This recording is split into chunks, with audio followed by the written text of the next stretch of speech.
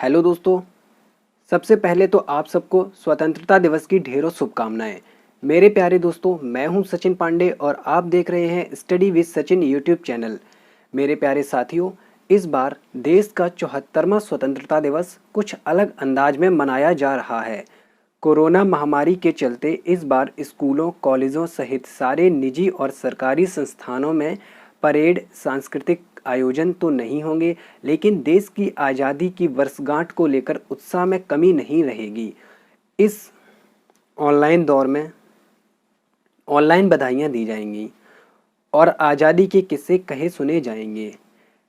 यह तो सभी को पता होगा कि 15 अगस्त 1947 को हमारे देश को आज़ादी मिली थी, लेकिन बहुत से कम लोगों को यह पता होगा कि यह आज़ादी आधी रात के समय अभिजीत मुहूर्त में मिली थी और आज़ादी के लिए 15 अगस्त का ही दिन क्यों चुना गया था। तो दोस्तों, इसके पीछे एक रोचक कहानी है जो मैं आप सबको इस वीडियो में बताऊंगा। तो दोस्तों, एक बार चैनल का इंट्रो देखते हैं, फिर स्टार्ट करेंगे हमारी 15 अगस्त और देश की आज़ादी से जुड़ी ट्रू स्टोरी।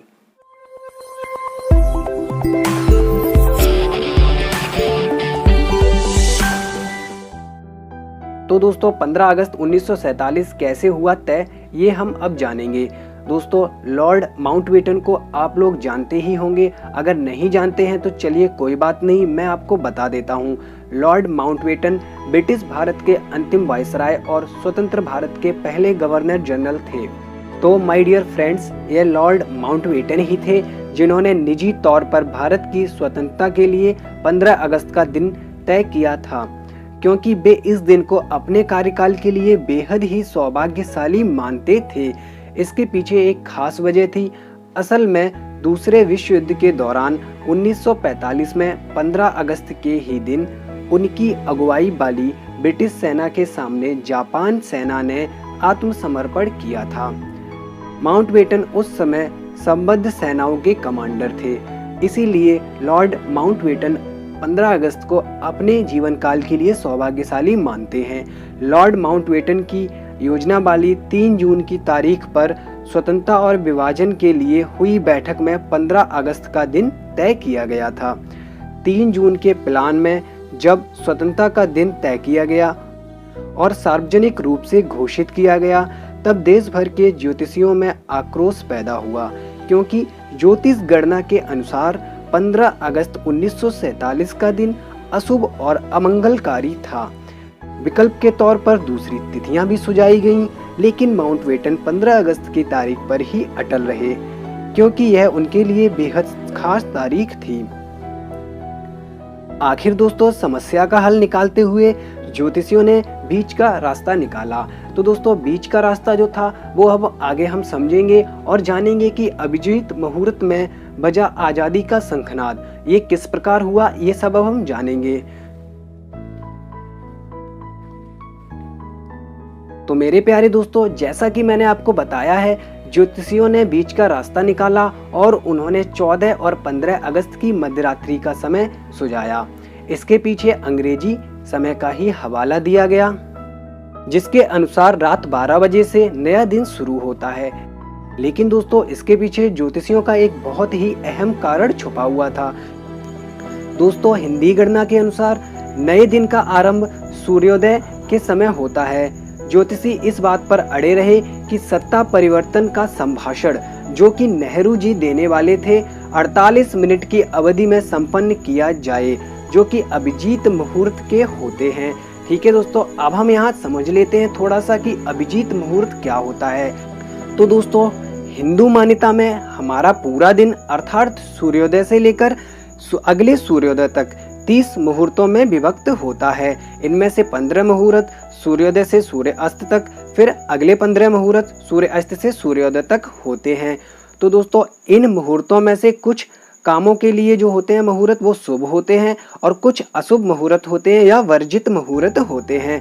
तो दोस्तों, जो आपका अभिजीत मुहूर्त है ये बहुत ही फलदायी और शुभ माना जाता है। अभिजीत का अर्थ होता है जो कभी ना हारे। ठीक है दोस्तों, ऐसा मुहूर्त जिसमें आप किसी भी कार्य में सफल होते हैं, कभी भी नहीं हारते हैं। ठीक है दोस्तों, इसलिए जो आपका अभिजीत मुहूर्त का समय चुना गया था। अभिजीत मुहूर्त आपका रात्रि 12 बजे से 24 मिनट पहले शुरू होकर 24 मिनट बाद तक अर्थात 12:24 तक का होता है। परंतु दोस्तों ये जो समय होता है ये उस टाइम का होता है जब आपके सूर्योदय का समय 6 बजे हो। सूर्योदय के समय में बदलाव के बाद ये समय थोड़ा बहुत ऊपर नीचे बदलता जाता है। तो दोस्तों अब आते हैं हमारे मुख्य पॉइंट पर, मेन मुद्दे पर। तो जैसा कि मैं आपको बता चुका हूँ, ज्योतिषियों ने संभाषण के लिए अभिजीत मुहूर्त का सुझाव दिया था और उस दिन यह मुहूर्त आपका 11:51 से 12:39 तक था और इन्हीं 48 मिनट में नेहरू जी को अपना संभाषण खत्म कर देश को आजाद घोषित करना था और अंततः हुआ भी यही। देश आजाद हुआ। उसी मध्य रात्रि में शंखनाद हुआ हमारे देश की आजादी का और हमारे देश को एक आजाद देश घोषित किया गया भारत के पहले प्रधानमंत्री नेहरू जी के द्वारा। अब हमारा देश इस समय आजादी की 74वीं सालगिरह मना रहा है। इसके लिए हजारों स्वतंत्रता संग्राम सेनानियों ने अपने जीवन का त्याग किया और लाखों ने ब्रिटिश हुकूमत को खदेड़ने के लिए लंबा संघर्ष किया ताकि वे देश को लोकतांत्रिक व्यवस्था में ला सकें। पिछले 74 सालों में हमारा देश जिन स्थितियों से गुजरा है उसे बदला नहीं जा सकता, लेकिन दोस्तों भविष्य तो अभी हमारे हाथों में ही है। साथियों हमें बस इतना करना है कि हम अपने अधिकारों को जान सकें और लोकतंत्र के कामों में गर्व की भावना से भागीदारी जताएं ताकि हमारा राष्ट्र एक सही दिशा में आगे बढ़ सके। और साथियों हम आपसी भाईचारे और सहयोग से दुनिया में अपने देश को एक अलग आयाम तक पहुंचा सकें, एक अलग मुकाम तक पहुंचा सकें।